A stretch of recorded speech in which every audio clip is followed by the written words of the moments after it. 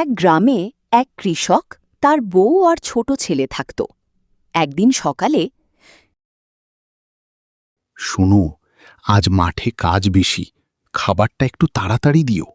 হ্যাঁ, কিন্তু তুমি সারাদিন না খেয়ে থাকো কেন? শরীর খারাপ হবে তো। কাজ না করলে পেট চলবে কি করে বলো? বাবা, আমিও যাব তোমার সঙ্গে। না রে, তুই ছোট, বাড়িতে থাক। না না, আমি সাহায্য করব। ঠিক আছে, নিয়ে যাও, তবে খেয়াল রাখবি। বাবা, এত কষ্ট করো তুমি? হ্যাঁ রে, এই কষ্টেই আমাদের ভাত জোটে। আমি বড় হয়ে তোমাকে আর কাজ করতে দেব না। সত্যি? তাহলে আমি শুধু বসে থাকব? হ্যাঁ, তুমি আর মা শুধু বিশ্রাম নিবি। বিকেলে বাড়ি ফিরে। আজ কেমন কাজ হলো? ভালোই।